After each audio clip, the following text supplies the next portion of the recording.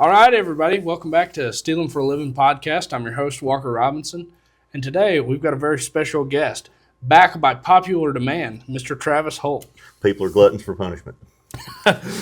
So, Travis, we had an awesome talk last time about everything under the sun. Absolutely. From, your favorite topics to my favorite topics.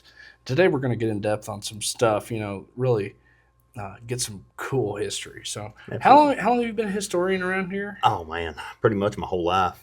When I was a kid, I grew up, I knew my great-grandparents, like I said in the first episode, and just hearing the stories and stuff got me interested. I probably got serious about it about, I'd say 15 years ago or so, but since then it's just kind of, you go down the rabbit hole and just keep chasing, Right, it's kind of like guitar tone. You just Yeah. keep on.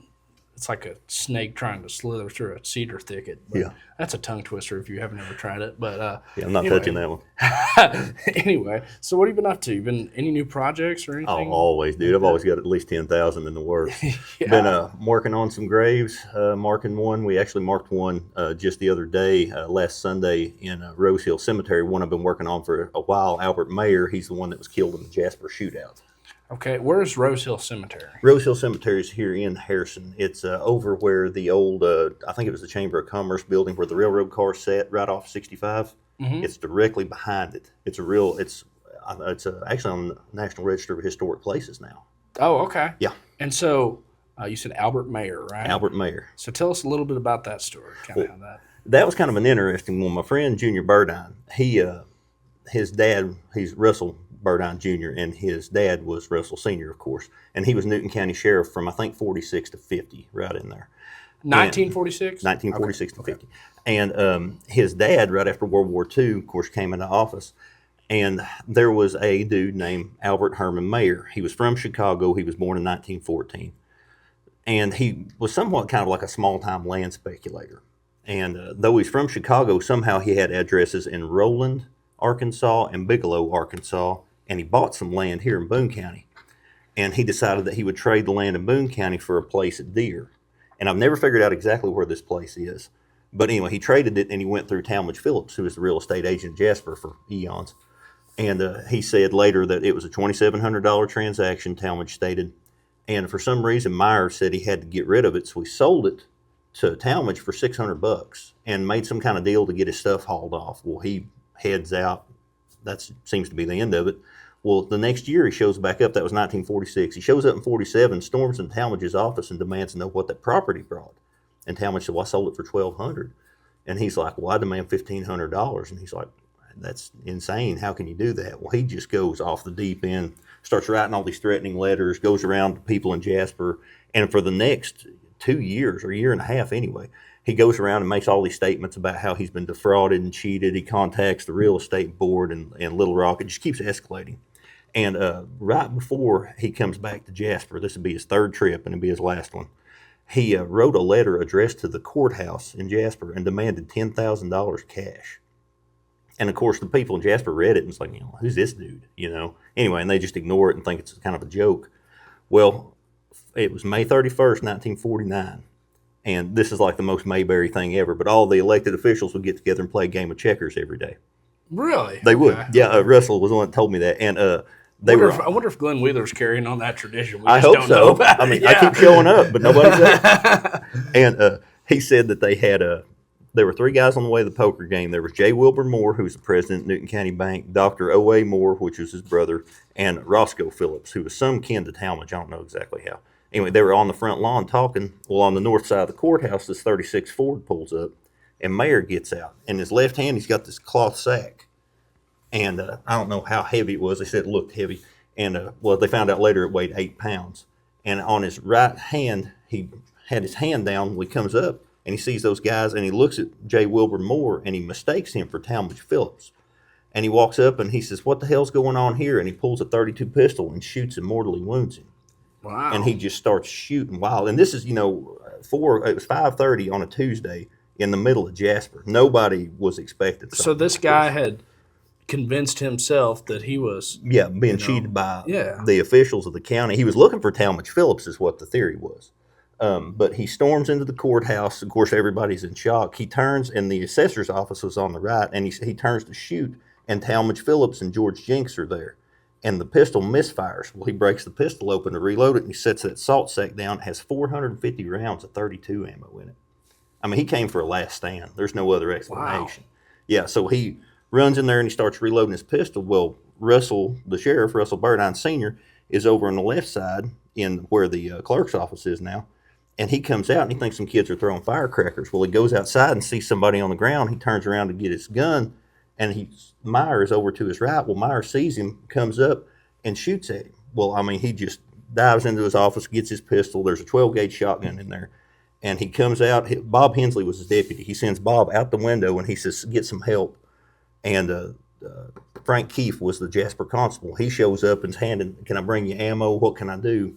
Well, Bob Hensley's trying to spot Meyer from outside the courthouse, and he takes a pot shot at him. Meyer shoots back through the window, and by now Meyer's getting like real frenzied because he's got him shooting, Russell shooting down And by here. this time, would he been in the top of the courthouse? He's there on the bottom floor. On the bottom floor, okay. Yeah. So this guy is convinced that he's been cheated out of some money by real estate, and then goes into the Jasper Courthouse. Yeah, and I mean the one that's still standing there today. The one that's there, you can go, and what's neat is you go in there today, and they save the frames around the offices still have the holes in them. Wow. Yeah. So he goes in and he's trying to, I guess, even the score. I guess pretty much, and basically has a salt sack. Yeah. Which full salt came in sacks then at the time, like you've heard the saying, like flour sack or whatever. And he was just full of ammo. Yeah. And and he would just load and shoot. They said the distance between him and Burdine was 38 feet. And they were changing shots at 38 feet. And so where was Burdine positioned at? If you walk in the front door of the courthouse on the left, there's a corridor there. It used to go to the right. There's a door there now. But he was right around that corner, and he was firing back to let's see, that'd be north-south. He'd be shooting towards the west, and Burdine was on the east. So all of this... right at the foot of the stairs where they go up. That's where Meyer was. Right. So all of this shooting is going on inside the courthouse. Yes. And the courthouse, when it was built to be completely fireproof. So it's all stone and concrete. So you're talking ricochets like insane. When was the courthouse built? What was it completed in?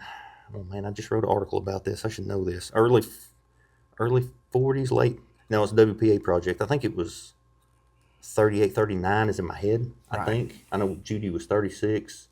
Because it was like a half paid for by subscription and then the other half financed by like a government program or something. Mm-hmm. It was like a joint deal. So, and we'll get back to the shooting. Mm-hmm. Did they determine that the county seat was in Jasper around that time, or has the county seat always been in Jasper? Well, it's been that quite a while. There was a time in the late 1800s, somewhere in the late 1880s, where there was a vote, and Mount Judy actually missed being the county seat by, I think, as slim as like 1 or 2 vote margin. And this is when Mount Judy was booming. Oh, it was booming. Mercantile and all that. Yeah. Yeah. So 7 stores in the cannon factory. 7 stores in a cannon factory. In the 40s and 50s. Be a good book title. That would, yeah. All right, so anyway, they're shooting it out. Yeah, so Russell comes around the corner with the shotgun, and he comes up, and as he raises the gun to fire, he shoots the shotgun out of his hand. It actually hits the shotgun and disables it, so he throws the gun down, gets his pistol, and goes back to shooting. So they're going back and forth. Well, Bob Hensley runs and gets Harold Jones and Paul Springer, who are 2 local guys that were World War II vets. Well, they get their deer rifles and they come down. And if you look on the south side of the courthouse where the bank is now, there is a cobblestone wall that runs out. It goes nowhere. It's just 2, and then there's an opening. They took up on either side of where those cobblestone posts are, and they trained their rifles on the south side door of the courthouse because there was a pane. And Meyer was going back and forth, north to south, shooting. And he would step back to cover and reload. Well, they were waiting to get a shot. And anyway, so him and Meyer, I don't know how long. I've never figured out exactly how long this went on, but it was a good time. And Meyer finally gets over there and steps into that pane, and they hit him in the neck and just kill him dead. Mm-hmm. Well, he just falls down. And, of course, they give it a minute, walk up there. Russell comes, and they drag him outside. And they ask him, they said, you guys want to do an autopsy to figure out which one of you killed him? Because they both fired. And they said, no, we'll just let it go. It's not really necessary. And so they get his body, and they take J. Wilbur Moore to Boone County, give him blood transfusions and all kinds but he dies the next day, June 1st. Well, by this time, there's such a public outcry that they refuse Meyer's body to be buried in Newton County. Really? They will not let him be buried in Newton County is what they told me. Because of the upbringing. Because of, the uproar. Uproar, yeah. And so for a long time, I never knew. The state police file shows where they contacted the family, but they either didn't have the means or they just didn't want to deal with bringing his body back to Illinois or wherever. So finally, I got a hold of Holtz and Harrison, and I owe them a big thank you because they were super helpful. And they showed me the records, and they buried him in Rose Hill Cemetery. Well, at first, I talked to this person at Rose Hill, and they're kind of, I don't know, you know. I said, well, it's not a big deal, so I kind of let that go. Well, I got a hold of Ann Hancock a while back, her and her sister both, and they were super helpful. And they said, well, we've got some plots in our family section, so you can just put him up a headstone there. So I put Albert Mayer with the dates, and I put killed at Jasper. I figured that would be enough of a line to see his grave and want to look his story up, and they could find him. Wow. So it's one of those, and it's like I said, and we did an episode of it for my Stories from the Hills page, Travis Holt Stories from the Hills. And I said in there, I said, you know, I've had people tell me, well, you shouldn't mark that grave, you know, and the point of my work is I don't do these to justify the evil things that some people have done, but everybody deserves to be remembered. Yeah. That's my point. Everybody deserves something, you know, but yeah. So that was the Jasper, and you can go, like I said, you can go Jasper to this day, and like, if you go over to the clerk's office, especially, I think that door may have been moved. I'm not sure, but there's actually holes in the pane where the bullets have struck it. Wow. Yeah. So it's a living, breathing historical monument that I'm sure a lot of people don't know about. Don't even know about. That was May 31st, 1949. I don't know if I said the year there. So it's right after World War II. Yep. And were either of the guys involved, the sheriff at the time or Meyer himself, were they veterans? I know Russell was not. Meyer was not either, I don't believe. But the guys that did shoot him were veterans. Harold Jones and Paul Springer. Yeah. Wow. Mm-hmm. Yeah. And are any of the folks still around from that time that you've talked to or gotten that story from? No, Russell Jr. Yes, he's a wealth of information. He's been a super cool dude. But he is his dad. As he got older, he would always tell him. He said 46 to 50 was a rough time to be a sheriff. You had the courthouse shooting. You had the B-52 crash on Round Top the year before. Hold on now. Yeah. you haven't ever told me about the B-52 crash. Oh, yeah, the Round Top crash? No. Oh, that's a huge deal. Yeah, they've got the hiking trail and all that. Tell me. Yeah, okay. Tell me more. I actually just wrote an article about that. It's been a little while back. But basically, I think it was Wright Airfield in Ohio. It was 1948, and now I'm not going to be able to tell you that. I should have looked the dates up. I didn't prepare for this very well. You can tell. Well, I'm sorry. I kind of asked you off. No, you're fine. And so there were 4, if I remember right, there were 4 Air Force personnel and 1 sailor who hitched a ride, and they were flying on a training mission from Wright Air Force Field in Ohio to, I believe it was Little Rock. And so they had, you have your estimated times and all that. And it was such a big deal that the Bradley House Museum actually has a copy of the military report on the crash because it was such a big event. Wow. But it was a B-52, if I recall right. Which is a bomber It was plane. a big cargo plane. Right, I don't think it was a 47. Either way, it doesn't matter. But it was just a skeleton crew, 4 guys, and then the sailor hitching a ride. Right. And they were coming in.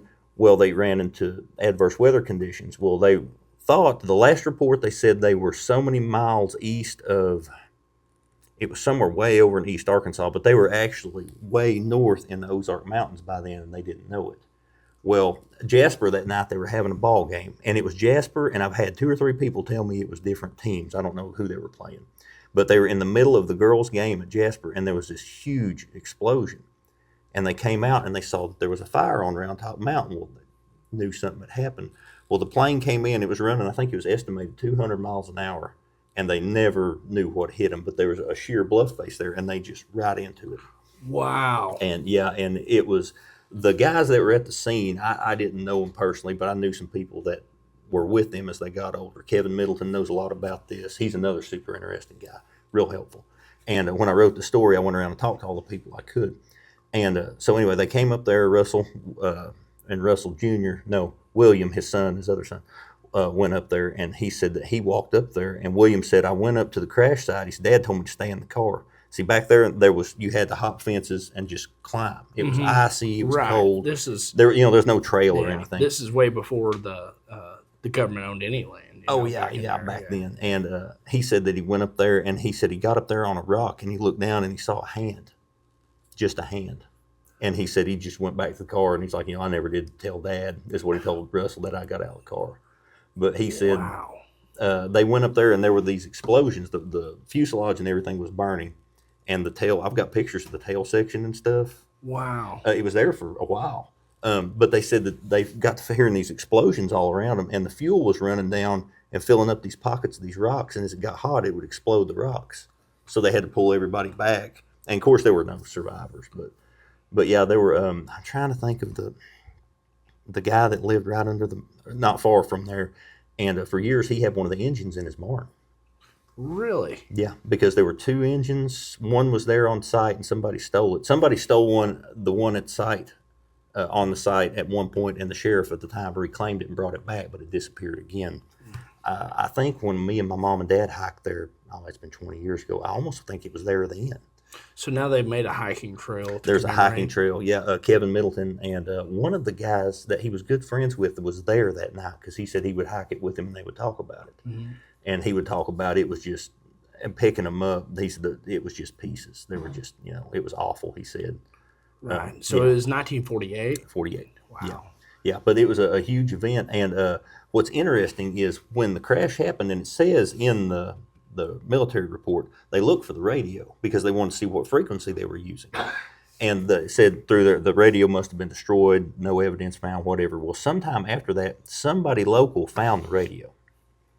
And somebody in the 90s, when the hiking trail was built, late 80s maybe, Kevin said they contacted them and said, I have the radio from that plane. We found it up there.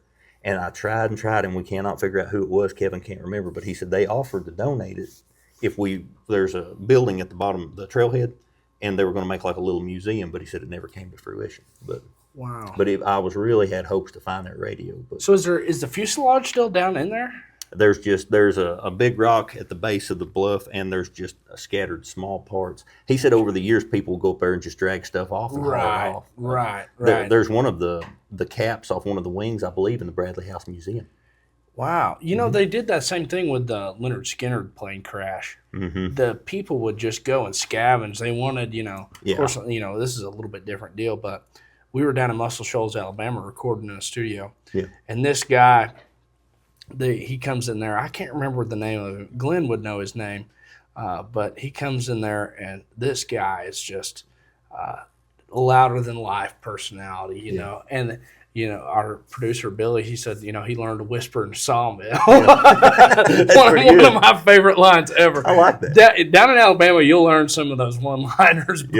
But he comes and he says, "Here," he said, "Here, I want you to have this." And I was like, "Well, I just met you. You don't have to give me nothing." He said, "No." He said, "I want you to have this," and it was a piece of wire from the fuselage of the Leonard Skinner plane crash. That's wild. So So I've got a little piece of that with me. Of course, Leonard Skinner is one of my favorite bands ever. Oh, absolutely. I know everything about them, and just But I always thought that was cool. But I never realized that a B-52 crashed into the top of Round Top. That's crazy. Yeah, there's a plaque there at the site, and Kevin Middleton told me when they finished the hiking trail, I think it was him put it in a pack and hauled it up there because he spent so much time working on the trail, and him and the other guys, and it's there at the site. I've got pictures of it somewhere. But now, is Round Top a privately owned land, or is that a? I don't think so. I think it's public land. It's public, because they've got that trail, and I don't know if it's forestry or I'm not sure, honestly. Yeah, I don't know. I've never spent much time up there. Of course, I've seen it and stuff. Oh yeah. Yeah, but yeah, that's awesome. That's an awesome story. So what else happened in that 4-year span of? Oh man, let's see. I don't know much about it, but there were the people. They were starting to do the river floats and things, and there were some local guys down at Boxley, if you remember, out that drove by the camp and threw dynamite at them. What? That was another deal. I don't know enough about that. I found a little bit of it, and I know some of the people's kids and grandkids, if I remember right. But that was kind of a neat. I need to look that one up. There was the shooting on the Jasper Square. Right after a couple of days, I think 2 days after the courthouse shooting, there was a guy killed on the Jasper Square. That's crazy. So, so Russell didn't get a whole lot of sleep in that time. And then on top of that, Russell was a prolific whiskey still hunter. He busted, I think Junior told me he busted 97 stills in his term. Wow. In Newton County. And this is after Prohibition. Oh, yeah, in the late 40s. But there were still people making a living, Yeah. But, of course, the Ozarks was your second biggest whiskey region after Appalachia. Mm-hmm. And it was still secluded. And he said that O.B. Knapp was one of the federal agents, and the other one, I think, was Tom something.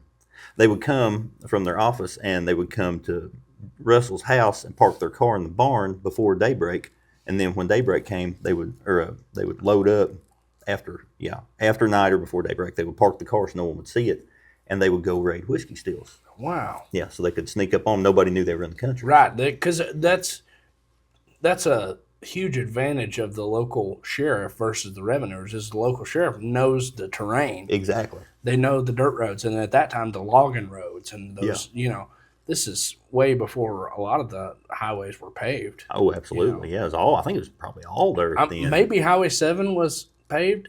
I know getting it paved was a big deal, but I'm not so sure it was paved. I don't think then it might not have been. Yeah, see, my great-grandpa worked on the original 65, which is now U.S. Business 65. But the original 65, he worked on that, and he got a nickel a day, and his mule got a nickel a day. And that was good money back in the day. Absolutely was, yeah. So yeah, that's some old history there. But downtown Western Grove used to be a really hopping little place. Oh, absolutely. And we were talking at work today. We were talking about what we would do if we won the lottery. And I was like, I would want to bring something back to downtown Western Grove. It's so cool down there. It's literally a time capsule of the that baby boomer era, late 40s, early 50s. Oh, yeah. And there's been all types of stuff down there, stores, and that big building down there. Jason got a good shot of it on Epic Shots. It used to be his cover photo for a while. That used to be a secondhand store. Yeah. And I'm like, and I asked my grandmother, I said, I've never seen, a secondhand store that big? You'd think it was a Walmart Supercenter. And she said, well, for us, it was. Oh, absolutely. Because secondhand goods were just as good as new to them. They didn't get anything new unless it was from mail order catalogs. So, So, yeah, lots of. Yeah, and you could order everything. There was an old house there at Vendor that they burned, unfortunately. And it was an old two-story house, and it was ordered out of Sears and Roebuck catalog. A house out of a Sears and Roebuck? You could buy kits and put them up in sections. It was a two-story, and it was there for... Oh, man, I bet that house is 80, 90 years old. It seems to me like, and I think I had to get some of my Searcy County friends, I think there's one of those in Marshall. My dad had showed me that. It's down there right off the square. Yeah. And I think it's a Sears and Roebuck house or something along the lines of that. And it's also two-story. But that's cool. Yeah. You could get everything from Sears and Roebuck. Oh, yeah. You ever seen those when they reprint those catalogs, you can get them. And, I mean, it's everything from firearms and ammunition to house patterns and clothes and wagon parts. And they were probably the original. Like your country stores had everything, but they were even more expansive. Right. Well, it was the first, like a retail giant. To my knowledge, it was the first big expansion of commerce, other than trading and selling, homemade and stuff like that. Yeah. And that's definitely something to note. And that could have some reason to why those people lived to be 150 years old, because they didn't have any processed food. They just, it was just whatever they could make with meal and flour and potatoes, and you grew it or caught it or shot it, and you didn't eat it. Exactly. And that's exactly.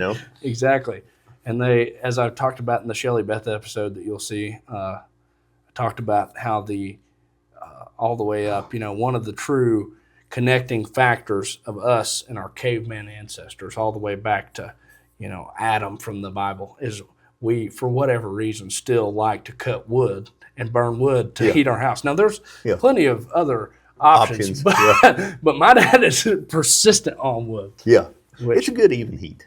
Which I get on my soapbox about wood. Yeah. A lot of people say, oh, well, I love the way it smells. And I want to say, oh, well, come cut your Rick. And you smell it all you want. Come to the house. Yeah, exactly. It is.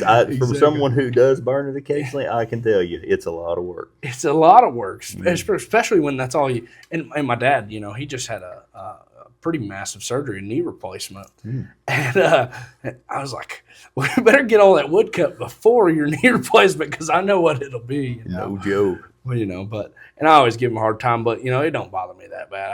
I don't mind to help my folks out, Oh, yeah. All right, so we had this big courthouse shooting, right? Mm-hmm. And it was, I'm sure, the talk of the town. Oh, huge, yeah. But then just a couple days, less than a week later, we had another one? I think 2 days after that, yeah. And Paul Springer was also involved in that one.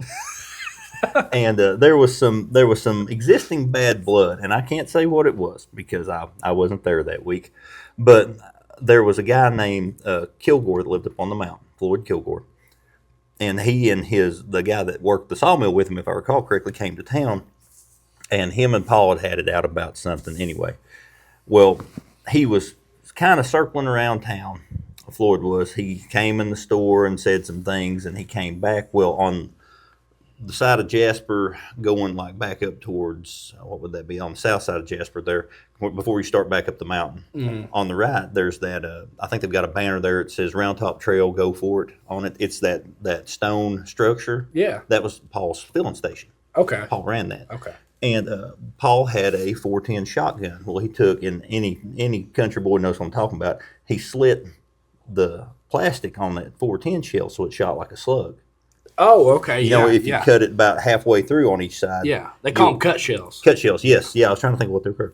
And he went out back, and when Floyd came by third or fourth time, he just shot and hit him in the head and killed him instantly. And the truck came to a stop. Floyd was driving, and he went over, and it went over and stopped in the front yard of this house. And I talked to a guy a while back, and he said that was my mom and dad's house. He said the truck pulled up and stopped right in our driveway. Wow. Mm-hmm. Yeah, it was a big old, I think it was like a ton truck, Chevrolet truck or something. But it was like 2 days. I remember the paper said 3 dead in 4 days at Jasper or something like that. Yeah, because the paper didn't have time to make another copy after the courthouse shooting before the Jasper Square shooting. Yeah. Wow. And that was a big deal.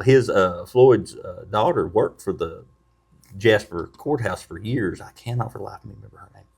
But anyway, it was just this terrible tragedy. And his Paul Springer's son, and I won't get his name, ran, and Russell and his family were just sitting down to eat. And Junior told me, he just burst in the door and said, "You got to come." Said, "Dad shot Floyd." And he said, Dad, Russell Sr., sheriff, got up and ran out there. And he said, of course, we got there was nothing they could do. Right. But he said, and he's like, it was just that quick right after Dad survived the courthouse shooting. Because he told me when the courthouse shooting was going on, he said Russell Jr., William, who were Russell's sons, and their mom were in Jasper, and they heard the noise. Well, they came back, and they were pulling people into the shops and holding them while the gun battle was going on. And said, we just went through all that, and then someone else gets shot and killed 2 days later. Right. And he said Dad would always say that those guys came back from the war and said they were just, not putting up with it. Something would happen. It was just okay. Right. It was just, violence was just okay. Yeah, yeah. And, he said it's not to say that they were bad people or none of that, but he said they were just, he said a lot of those guys came back and they were changed people. I mean, right. But. And that comes into, nowadays you hear a lot about PTSD. Yeah.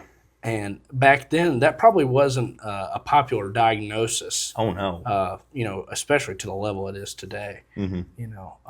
Yeah. Well, World War I, they called it shell shock. Those guys would have those horrific symptoms. And, they thought a lot of that was from the concussion of the guns, those rolling bombardments. Mm-hmm. That was a thought. But some of it was undoubtedly PTSD, I would think. Mm-hmm.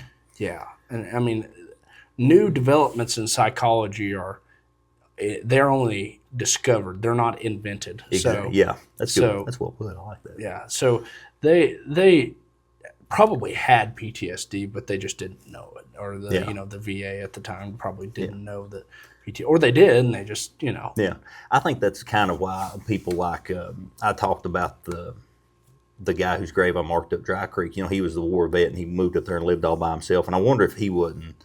A lot of people sought solitude and things. Mm-hmm. Maybe that was part of their deal. There was a guy that lived up Dry Creek, and I can't remember his name, but I remember my friend Clell telling the story that he said he was a good dude, and he went off to the war and come back, and he said he would just go off the deep end. And he said that they went up there one day, and he had somebody tied to the door, whipping them, hitting them with a horse whip, and we had to take it away from him.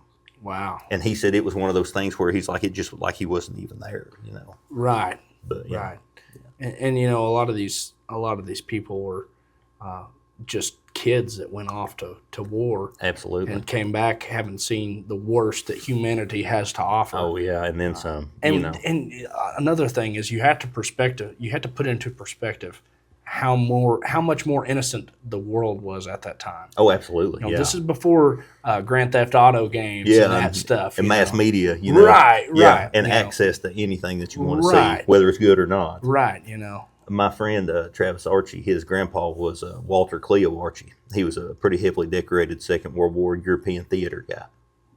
And he said, I asked my grandpa one time, he said, you're a kid, you don't think about things. But he said, what'd you do in the war, Grandpa? And he said, I still remember the tear rolling down his cheek. And he said, what I had to. He said, I'll never forget that. He said, as now that I'm older, he said, I think about that. And I go, whoa. Yeah. Because, I mean, that's the thing. It's just it's a touchy topic with anybody, especially the people that have been there. Oh, absolutely, and, yeah. Been out there, and some of them against their own will, Oh, yeah. With the draft and all that stuff. But my great uncle Quentin, he passed away recently, and I interviewed him. He was one of the very first interviews I did with those Vietnam veterans from around the house. And I wish I'd have got more or had more. But he told me, he was talking about, I said, well, did you volunteer? And he said, no, I was drafted. And he goes, when I got there, he goes, and he'd talk for a minute and he'd stop and he'd say, it wasn't a happy time. Yeah. And I said, well, that's pretty well put. But he said, there were things, he said, you see over there, he said, you just can't. Yeah, and especially in that war, because they came home, they didn't come home to the streets the fanfare. decorated. No, it was horrible. Yeah. I mean, the way they were treated was horrific. And talking to those guys, and some of them will still never talk, and I don't blame them a bit. And I'm thankful for all the ones that have talked with me. But, it was just, I couldn't imagine. You can't fathom something like that. Yeah. Everybody deals with trauma differently, too. That's one of the interesting things about human beings is there's no universal way to deal with trauma. It's just kind of here for some people and not there for some.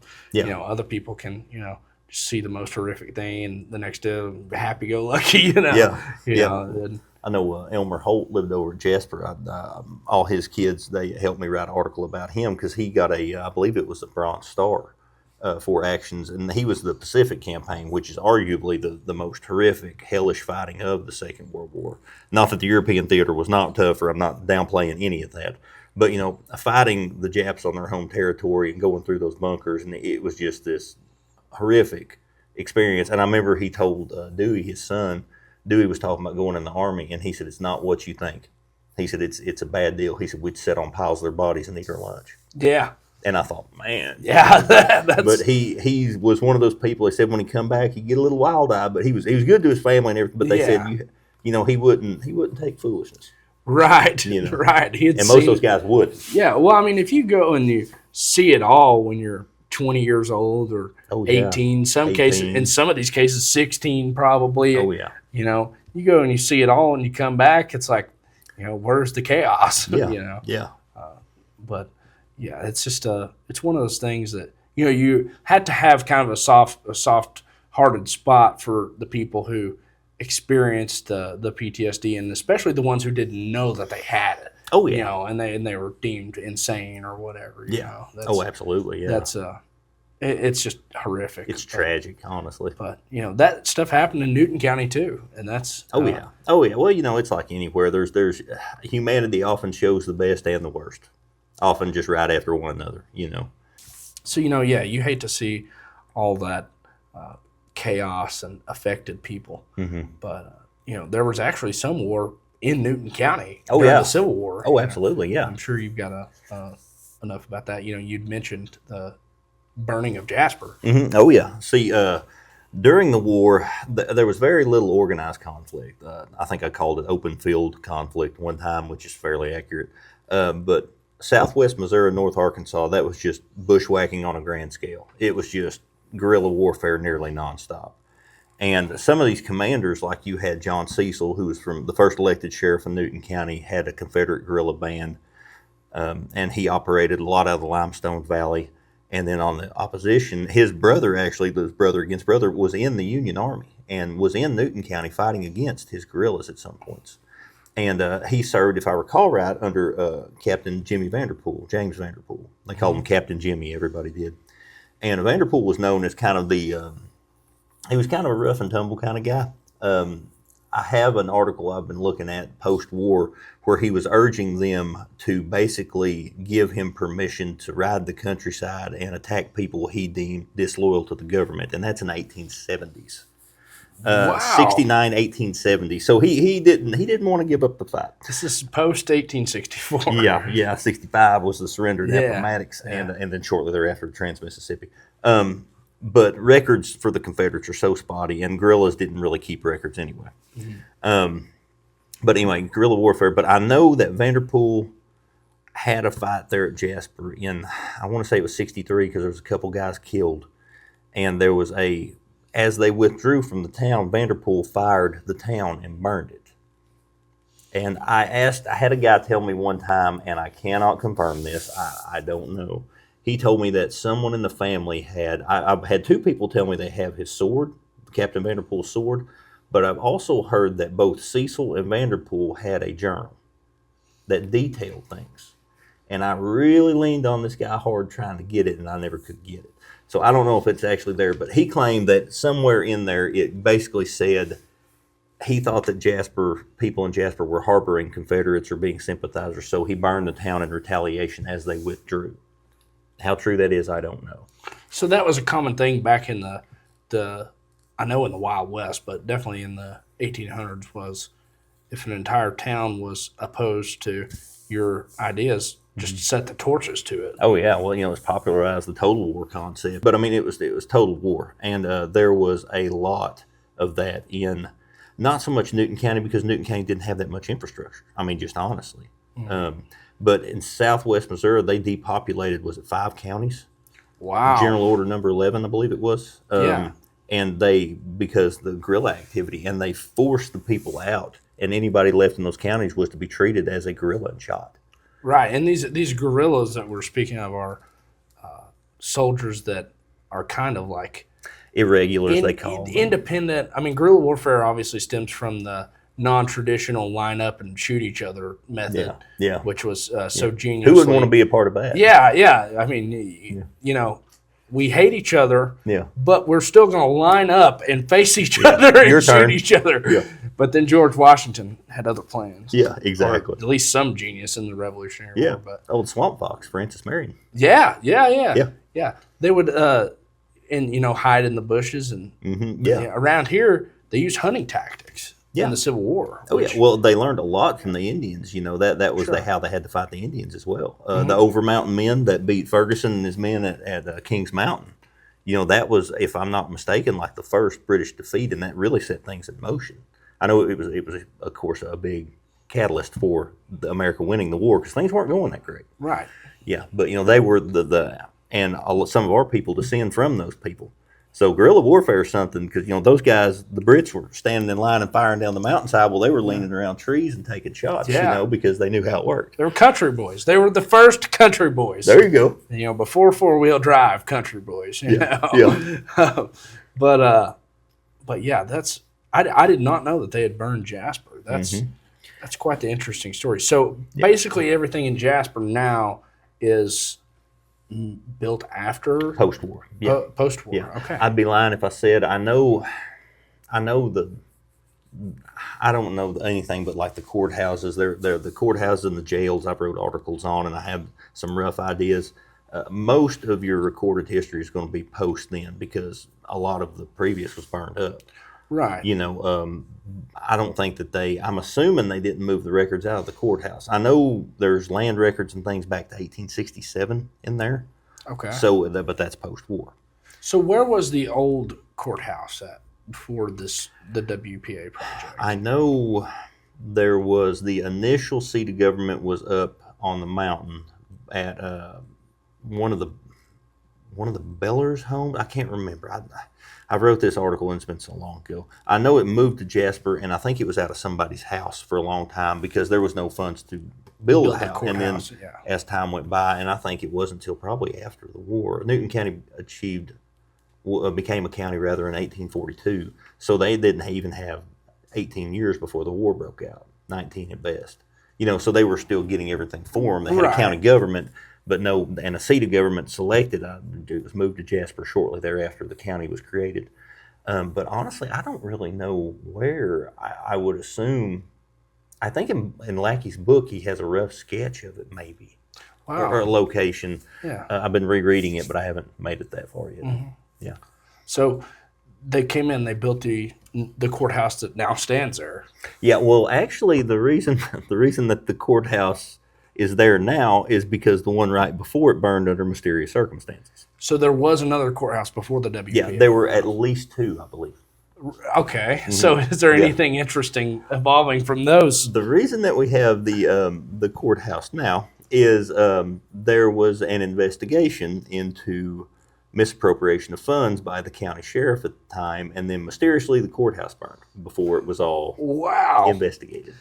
So that was kind of an interesting thing I found, and you can't come out and say, well, this is why this happened, but it's pretty fortuitous to him that it did, because there was a lot of discrepancies, and all of a sudden it's like, well, we checked the records, but they're over there in that pile of ashes, Right. So that was, and then not long after that, and that's why they built the courthouse as it is now, with each room is actually a fireproof vault. Really? It was constructed to be that way. Okay. And that was one of the stipulations, is they had, I would assume, the one during the war burned, I believe, and then they had that one burned, and then this one, and of course it's there to this day, because if you can have a gun battle in the main hall and not scratch the walls, it's pretty well built. Yeah. It's a really cool building. I actually did some first responder training there, and it's just a cool building. It's very cool. It's a time capsule. It really is. Oh, absolutely is. The bathroom, if you ever go in the Newton County Courthouse, and hopefully you do get to go sometime, and it's not because you've ran into Sheriff Wheeler. But the bathroom in the Boone County or the Newton County Courthouse is the ceiling is extremely short. Oh yeah. And me being 6'4", 6'5" with shoes on, I had to turn my head sideways to go in there. But yeah, it's just a cool, really a place where not a lot's changed. No. Since it was built, and that was a WPA project, which obviously stems from the Great Depression. Yeah. FDR. And I hope I'm telling you right on that. I want to say it was at least partial subscription, and then partial was a government grant or something. But I want to say the WPA was involved somehow. Okay. But it may have been post. I'm almost thinking it was 4041. Okay. In there. So they have the old courthouse, right? Mm-hmm. And we have some more cool old historic buildings, and really were in use until recent history.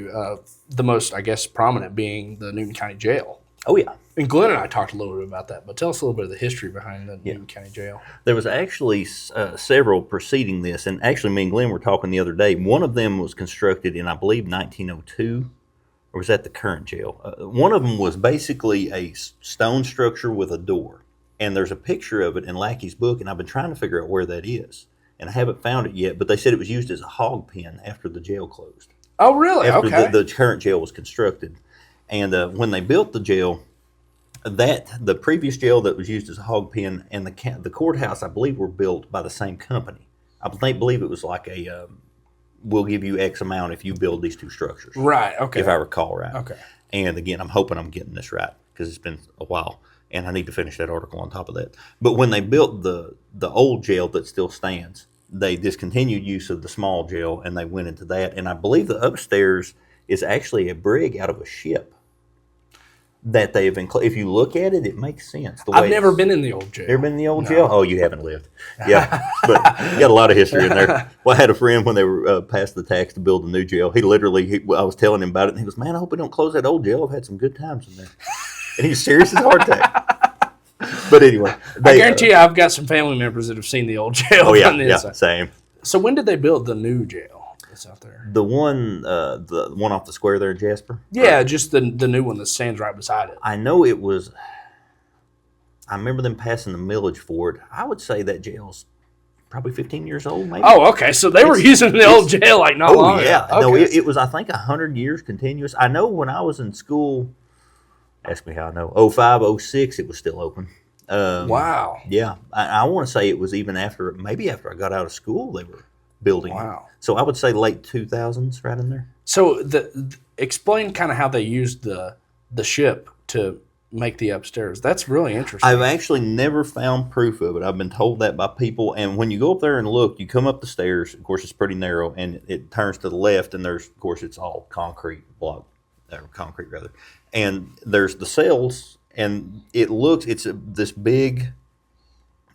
like it came off like a battleship or something. I don't know. And me and Glenn have talked about it, and he heard the same thing. But it looks like they're cordoned off cells. That's the main part, and then the left, I think there's another one there if I remember right. But it looks like one unit, one big steel unit with the bars.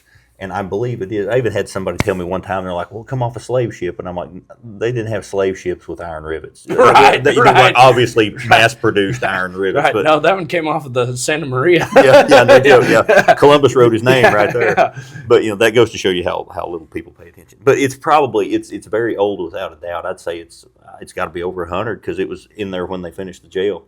And I found some articles about them building the jail early 1900s, but I've never found, you would think that would be something notable. Right. But so did we ever have a courthouse jail?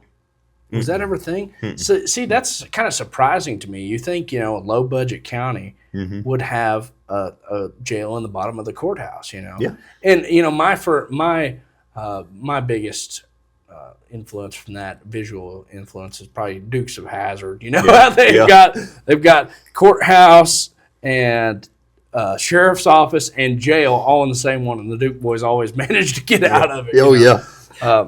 But speaking of getting out of jail, we are now getting down to the meat and potatoes, as we say. Tell me a little bit, actually not a little bit. Tell me what you know about probably the most notorious escapee in Arkansas history that not a lot of people know of. No, it's kind of shocking how little people know about him. When I got interested in Yates, I early on decided the dude's story deserves a book, and that's what I've been working on. And Yates Standridge was born in October 1881 up around Richland. His family's from Ben-Hur, Richland area up in there. And his dad was Alex. There were 4 Alex Standridges, and they all had names. There was Big Alex, Little Alex, Mill Alex, and his dad was Little Alex. Okay. And Sarah Jane Yates was his mother, if I remember. Yeah, I want to make sure. There's so much I had to bring notes. And so he was born, and his early life, of course, is not. It's pretty typical of the period. And there's very little on him. Well, he marries Davina Dixon in 1896, December 29th, and they start a family. Well, by 1897, he's picked up for assault and battery. A couple years later, he's assault and battery, wearing weapons, gambling, and it's just small time. He's known, but he's not like this hardened criminal.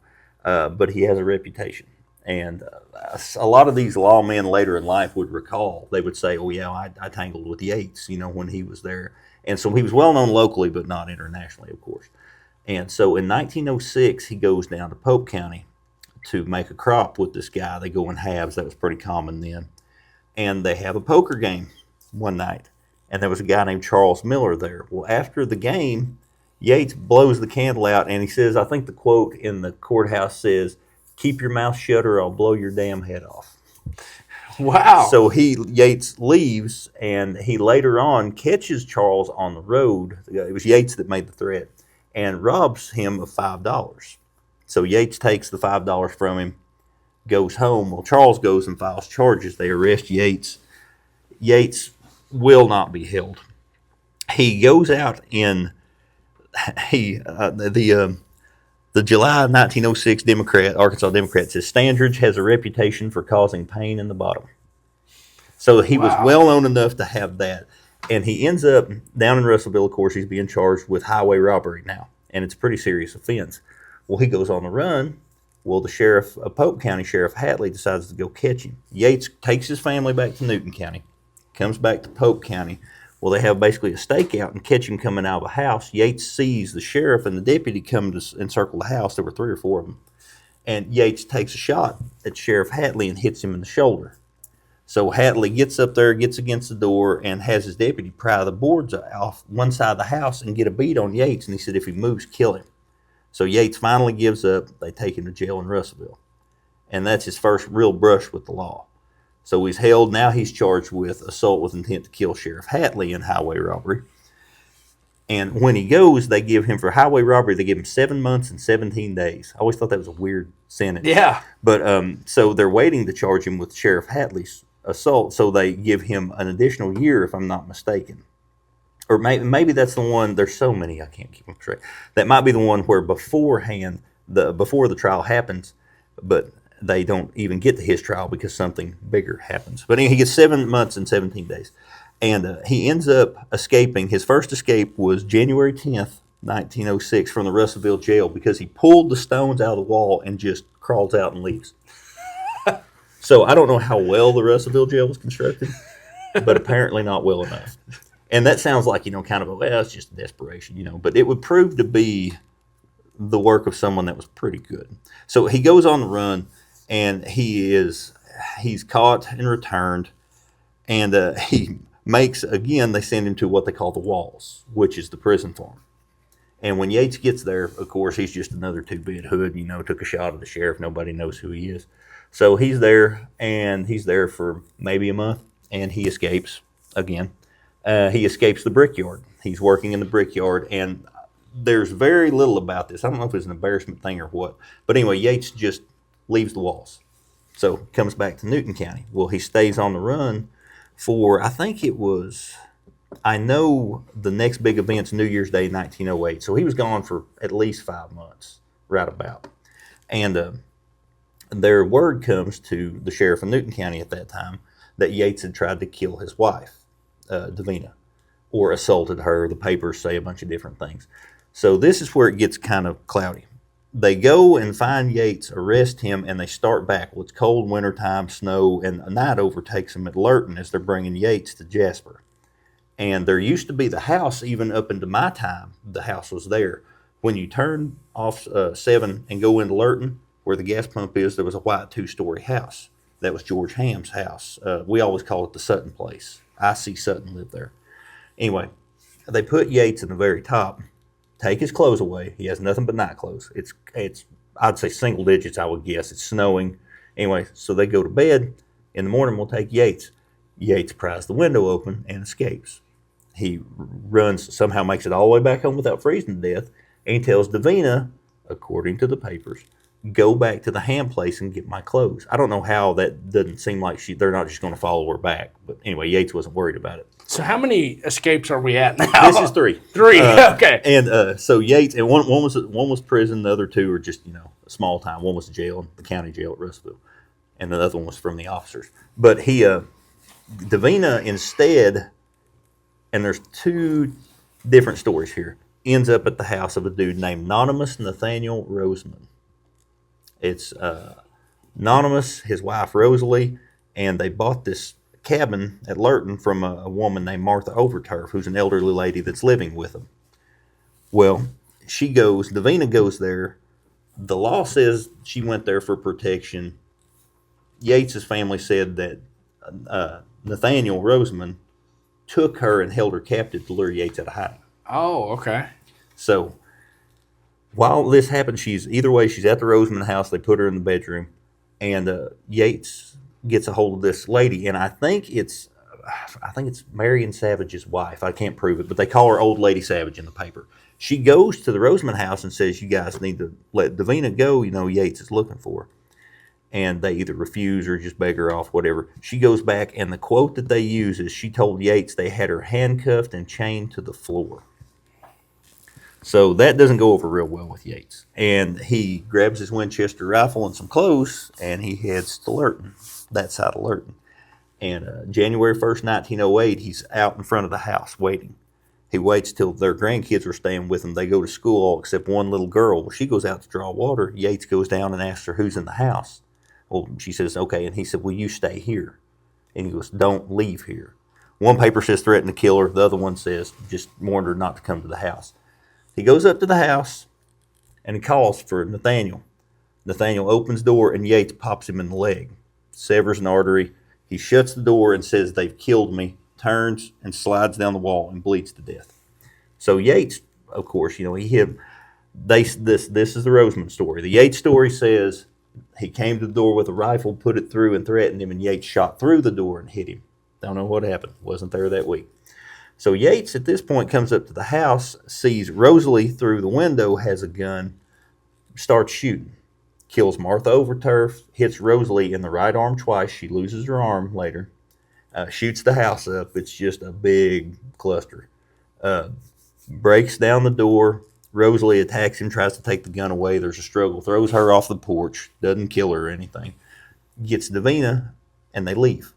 Well, Rosalie comes to, Nathaniel's dead, Martha's dead, and she sends for help. Yates and Davina go on the run, and they start tracking him. And he goes all the way to Big Flat, Arkansas before they overtake him, which is a pretty good distance. That's a pretty good trip. Yeah. Oh, on foot? On foot. And it's a running fight. They have little skirmishes along the way. And he will outrun him. Well, it starts to rain. And this is on, let me see if I get my date right, January 13th at Big Flat. So you're talking from, for people who might not know where that is, that's from Lurton, Arkansas to Big Flat. Which is the bottom of Newton County. Yeah. The bottom, as far south as you can go. Yeah. All the way over to the most western part of Searcy County. Yeah. On foot. Yeah. The dude couldn't be stopped with his wife and kid. In the cold. Yeah, in the cold. And he was dedicated. Give him that. But anyway, they capture him. They shoot him in the leg. He gives up. So they send him back to the walls. Well, now he's facing some real serious charges. So Yates goes on. They catch him twice digging tunnels under cells, removing the bricks, digging the tunnel, hiding it. And what's funny is they asked the guards later, they said, "Did you not see Yates over there bent over by his cot?" And he goes, "Yeah, I asked him what he's doing." He said he dropped a quarter and he was just looking for it.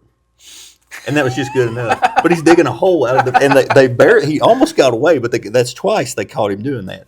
So they're talking about what they're going to do. So with at him. This point, he had escaped 3 times. Yes, and he nearly 4 and 5. Yeah. So it was getting evident they couldn't hold him real good. And so on the October 3rd, 1908, he finally comes to trial at Jasper, and they shackle him in log chains. It makes the papers. It's a big deal. For killing Martha Overturf and Nathaniel, he makes the papers all the way to Canada. He is a nationwide case. They were talking about they would lynch him when they caught him. Will not survive this chase anyway, but they catch him alive. And this is what fascinates me is I've done a lot of murder story research in Newton County itself, and I've never found somebody who was sentenced to death. I'm not sure why that is.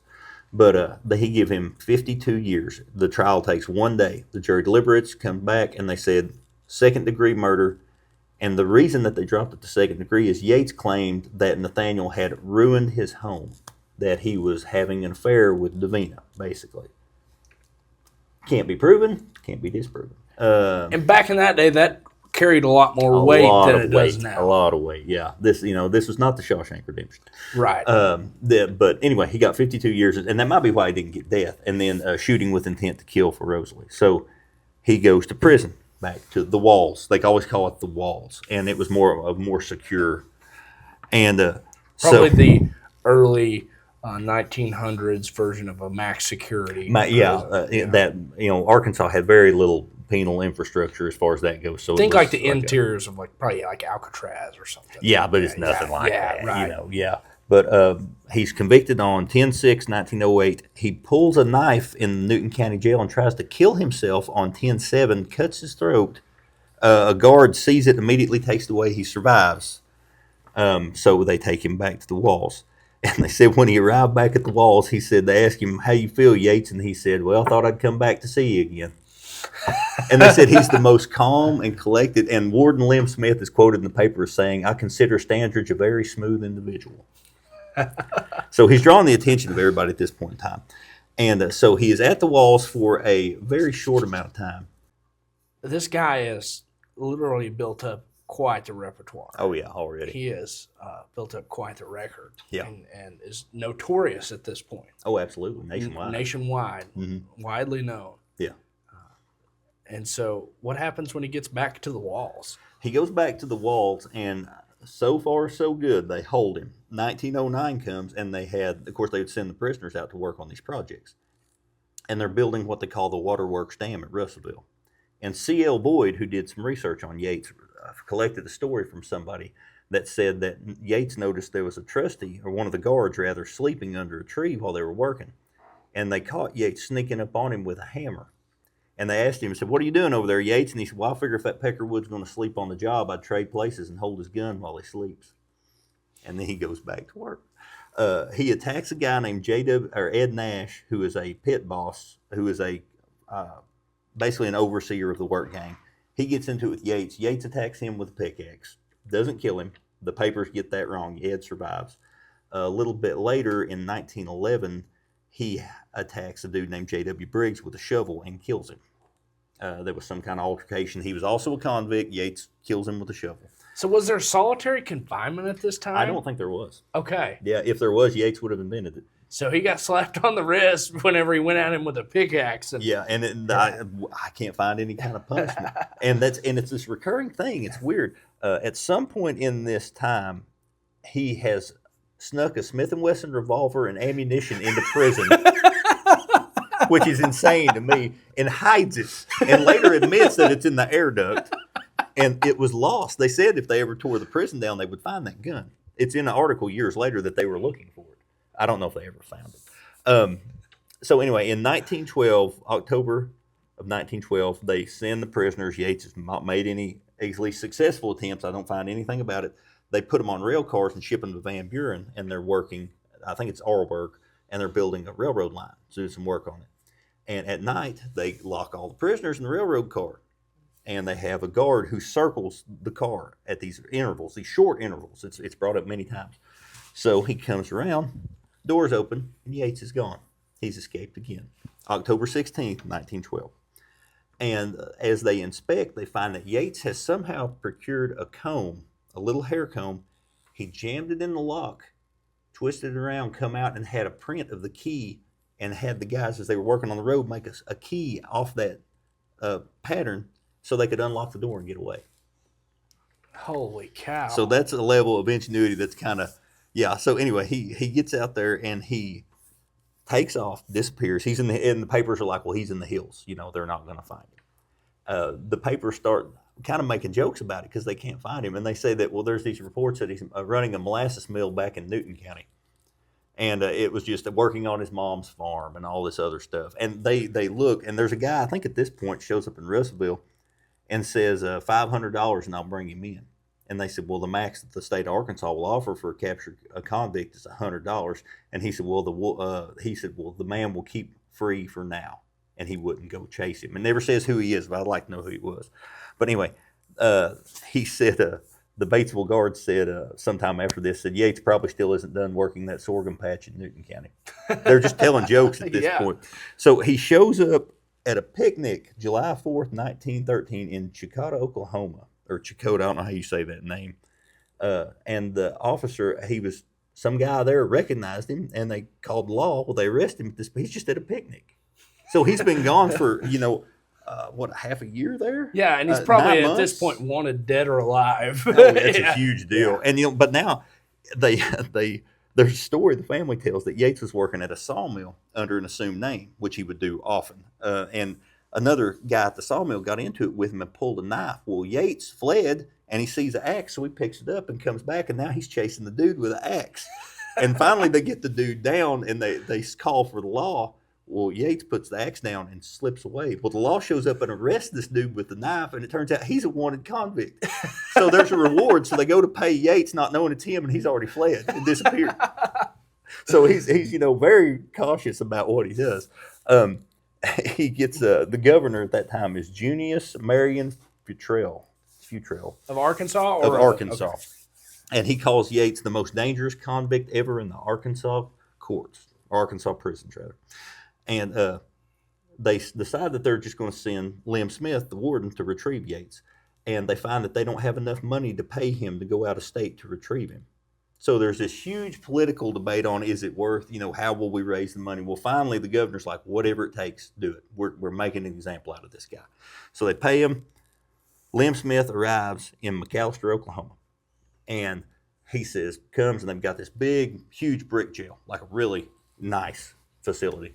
And the jailer says, well, you just got in town. There's no sense taking off. Take in town before you go see the sights. And he goes, your guy's not getting out of here. He said, okay. So Lem Smith, against his better judgment, I would assume, goes and takes him to town. He comes back and finds that Yates has pulled the drain pipe out, climbed into the attic of the jail, and the paper says, realized he was still in jail there, came back down, took out a portion of the ceiling, couldn't get out there, found an ice pick somehow, chiseled a hole in one wall, and was one brick away from being out of the prison. They said within 5 to 10 minutes he would have been gone. and they were just mystified. And I don't know if they just thought he would just hang out and watch for him. So anyway, they got him. By the time he gets back there, he arrives back July 11th, 1913. Back in Arkansas, on his way to the walls.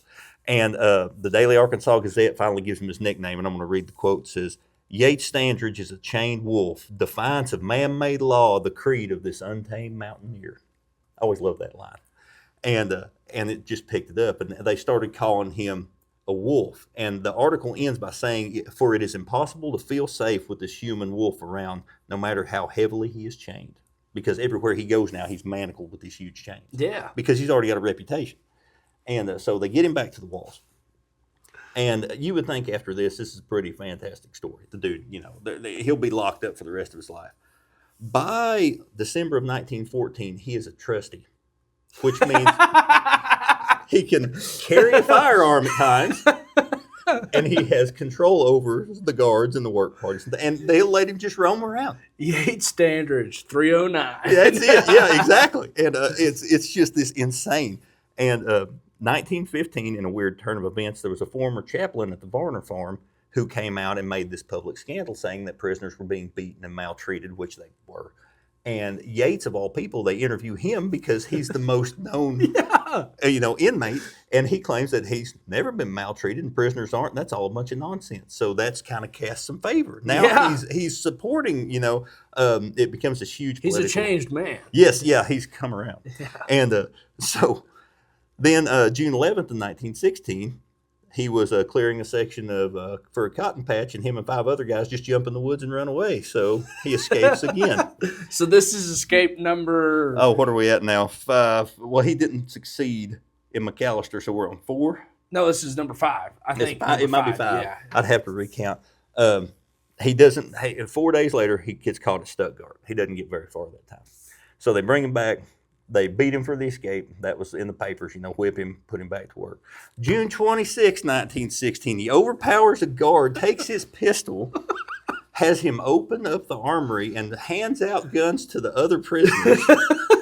And there's another escape. They take 12 rifles, 12 pistols, not counting the ones they took off the night watchman and the trusty guard helping him. And they escape again. And when they get to figuring out how they managed to get the drop on a dude with a gun, they find that Yates and his friends had found somebody on the outside who'd been buying handguns and sneaking them into prison and arming the convicts. And anyway, so he pulls off another escape. So that was June 26, 1916. And he is on the loose that time until July 4th, 1917, when he's captured at Sikeston, Missouri. They return him to the walls, and his quote is, "I'm not feeling well, but I'm glad to see the rest of the boys." He gets back July 11th, 1917. He is at this point a national, the state embarrassment. They're poking fun about it and all this, and the papers are talking about how long he'll stay. And Governor Charles Hillman Brough at this point shocks the world in December of 1917 when he reduces Yates' sentence from 52 years to 15. Wow. Causing a firestorm of a political debate on whether he should be allowed to do that. He paroles a ton of people. No explanation for why he did it. Obviously makes no sense. Well, if you think about it, if you got this guy that is essentially the modern day Billy the Kid, basically. Oh, yeah, no joke. Just in and out. I mean, he realizes that if he's, in prison or in the walls, he has no other option but to escape, because that's 52 years. That's an unjustifiable amount of time to live behind walls. Yeah, no, that's a good point, actually. And so, reducing his sentence might give him some incentive to behave. Yeah. Well, it didn't work because they made him a trustee, and on May 16th, 1918, he pulls his most daring and, in my opinion, the best planned escape he ever pulled, and that is he just walks out of the prison and leaves because he's a trustee and they don't ask him where he's going. So he literally just walks out of prison and leaves. He just walks out. Yeah. Yeah, he's just like, I'll see you guys. And the paper said, the Daily Arkansas Gazette said, Newton County murderer strolls on out of the gate and neglects to say whether he'll be back or not. And again, now it's this huge embarrassment. They said the hills of his nativity called him, is what they say. And so he returns to Newton County. for a short time, we think, and then he disappears. Oklahoma City, August 1919. He's recognized. Somebody walking down the street recognizes him. They take him in, put him in jail. There's no details on this, but he escapes jail, gets a pistol, goes on the run, makes it outside Oklahoma City, is overtaken with a posse, empties the gun at him. Somehow nobody's hurt, surrenders. So they take him back. They said that he was... in Oklahoma, they got him for stealing suitcases and passing hot chicks. Wow. Is one of the things that got him caught. I forgot to mention that. Anyway, so gun battle, and he goes back to the Tucker farm. And he is there until December 26, 1920, where he saws a hole in the floor of the stockade and with 12 other guys drops out, and in the wintertime take off across the fields and escape the prison yet again. So this is escape number... 6.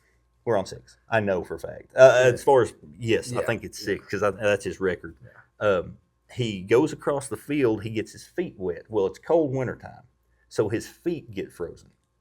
So he returns and turns himself back in to the warden and says, look, got a reputation, obviously.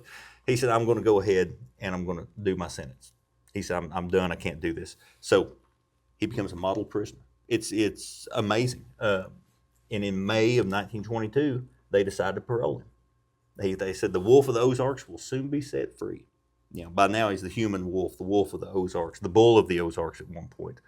Human wolf of Kentucky, mistakenly in one paper. On his last escape, I forgot to mention this, the Waco Times put, Yates Standridge has escaped only 6 times. That was the headline. I love that. But anyway, he gets released, goes back to Newton County, takes up farming. There's all these interviews with him. What are you going to do, Yates, now that you know? And he goes, well, I'm going to take up farming and live an honest and upright life. And by most accounts, he does that. He is involved, and the papers wrongfully accuse him of helping kill Teddy Cox at Lurton in March of 1922, March 16th, 1922. Teddy Cox was operating a whiskey still. The revenuers came upon him and shot and killed him. Revenuers said he raised a rifle. A lot of people say he was shot in the back. Yates was with the posse, so the papers immediately are like, oh, Yates Standridge, bloodthirsty criminal, and all this. Well, it turns out that they went by Yates' house and kidnapped him basically so he wouldn't go warn the whiskey makers and made him go with them. So Yates witnessed them killing Teddy, and then they released Yates and let him go back home. So he actually was not at fault at all for that. In April of 1922, he ends up with his nephew, Lonzo Standridge, who, we've talked about. Lonzo was a hugely prominent whiskey man for a long time. They have a 10-gallon keg of whiskey. Yates is along for the ride. They go to Harrison. They hide it in a field off the Harrison Square here. So they go on into town. They come back after dark to retrieve it.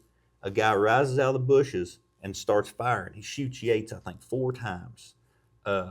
Yates doesn't have a gun. He's just there. He's trying to get away. Lonzo comes up with a pistol, shoots and kills him. Well, the guy that attacked him was Harry Harrison Camel. His name was Red Camel, or they called him Red Camel. Red was a pretty notorious character in his own right. His father was a real wealthy merchant in Harrison. He killed a dude sitting on a park bench on the square and got self-defense, which is interesting. Not sure how you get that, but it was a real threatening posture on the park bench. Yeah. But anyway, so they immediately take Yates in. They didn't know Lonzo was even involved. Yates takes the blame for it. He thinks he's going to die. He tells Lonzo, leave me, tell Mom I'm shot, just go. So as Yates heals, they decide to send him back to the walls. He recovers. Alonzo was finally, he gets, I think, a year. It rocks on for like a year or 2 years before they catch Alonzo. Yates goes back to the walls, stays a very short time. They realize it's really not his fault. They let him back out. So Yates got shot 4 times. 4, I know it was 3. It was like twice in the abdomen, once in the arm. I think it was 4, yeah. And it was very short range. I wouldn't say point blank, but it was very close. Gets out, back to Newton County, marries Annie Kuykendall, and they start a family. By this time, Davina has changed her name, moved to Little Rock, remarried, changed the kids' names, and Yates can't find her. She escapes, disappears. Okay. He marries Annie Kuykendall. They have 2 children, and they move to Oklahoma. Well, that was about 1930. They're in Oklahoma, and they're living not far from Sallisaw. And he's there. He becomes a landowner, a farmer, fairly prosperous, seems to be doing good. And then August 8th, 1938, he's coming back from a shopping trip with his niece, Ida Johnson, in a wagon. They're going down the wagon road from Sallisaw, and somebody steps out of a cornfield and kills them both with a shotgun. Wow.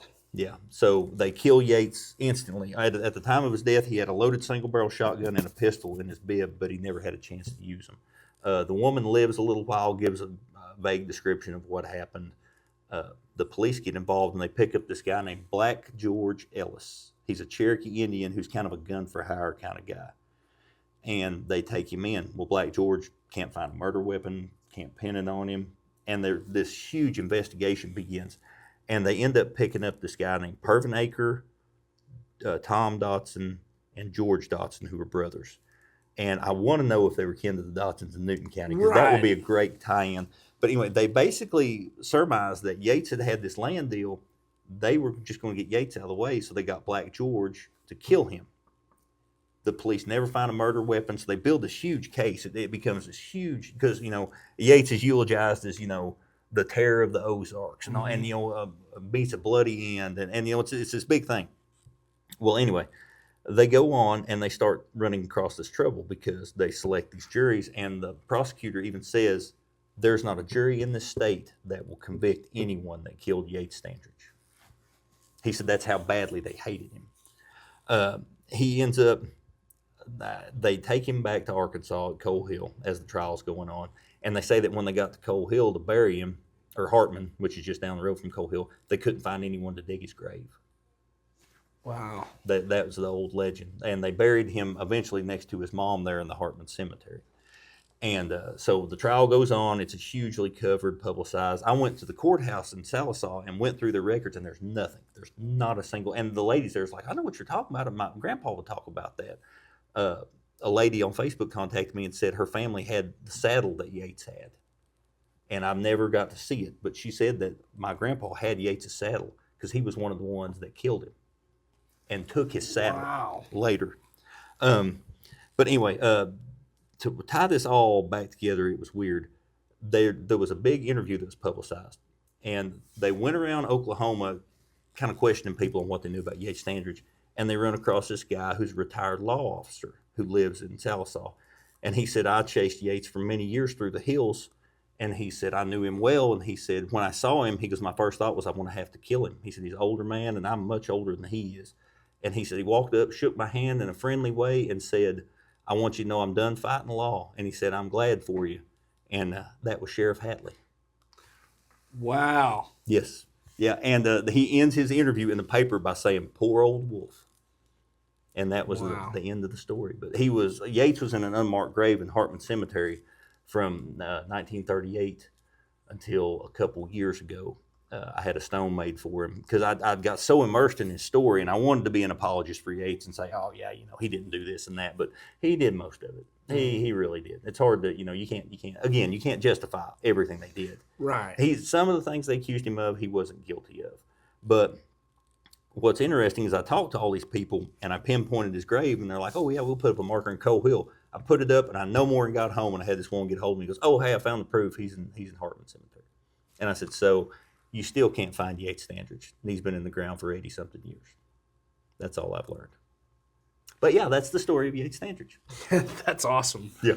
That's awesome. And I'm excited that you're writing a book about it. Oh, yeah. It's been a labor of love. Almost done with the book, right? Yes. I'm trying to there's some records I'm hoping in Fort Smith over his whiskey charges because I'd like more on that part of his life. Mm-hmm. He went before a federal judge there once, and it was recounted years later. And the judge said, Mr. Standridge, are you aware of how much trouble that your family's given this court? And he said, yes, sir, but this court hadn't given you as much trouble as you give the Standridge family. That's fair. I mean, probably the most notorious outlaw of the Ozarks. Oh, absolutely, yeah. Like I said, what was and there's no movie, there's no book. Nobody's hardly ever heard of him, and it's been a long time. It's a shame. It is. It's pitiful, really. Yeah. Oh, I can't wait. This is your breakthrough moment, I think. I hope. Yeah. Because here's one of the things. A lot of the times, whether it be Frank and Jesse James, which also have Newton County connections, or whether it be Bonnie and Clyde, which also have Newton County connections, a lot of these famous outlaws, notorious movies and cinema and millions of dollars put into their story, they still fabricate elements of their story. Oh, yeah. To make it cinema. Yeah. Yates is one of those stories that you don't have to do that. No, there's so much. The man escaped prison, or at least incarceration, 6 times. Yeah, from the prison system alone, ran county jails. Ran whiskey. Yeah. Ran from Pope County to Searcy County on foot. Yeah, no joke. And just froze his feet off, and then tried to live a noble life, but couldn't outrun the. I mean, it's just the perfect plot for a movie. It is, and it just keeps going, and it's like bad luck haunts him. Not he brought a lot of it on himself, of course, but not all of it was his. There's an old story about him killing Frank Henderson in Lurton when he was 11 years old. That's something I was told, and that was one thing I could disprove, because Yates didn't kill him. He was killed by some guys named Waits, Waits. So I figure over time the name was changed and forgotten as, Yates Standridge killed him. It was this thing of, as a friend of mine said, when somebody's on the run and they got a reputation, they could rob a store at Red Star, and then 5 minutes later they rob one at St. Paul. Right. Then, he's everything bad that happens all had to be Yates. Right. He's the boogeyman. Right. And people, he was a public disdain. People did not want to be associated with him. Man, some of those those op-ed pieces they write in the paper were just, hang him now, and he caused some bad feelings. He did bad things, but at the same time, when you look at the sociological side of Yates, he was incredibly intelligent, because not only could he escape prison and somehow always find a weapon or escape tool. Like one of the times I love how he just happened upon a Smith & Wesson revolver. Yeah, it's just there, hanging out. And it says a lot about the lax standards. There was one time at the walls where they caught him. I didn't even bring that up, and he had a sandbag for hitting the guards and a slingshot he'd built to knock the night guard out so he could escape, and they caught him that time too. Wow. They caught him another time trying to get out through the commissary window. There's a lot I've just hit the high points. There's so much else that went on. But yet he could still build the trust with somehow. I guess it was charisma is all I could figure. Yeah, if you become a trustee in a jail or a prison system, you are probably one of the most noble people in the prison, right? Oh, yeah.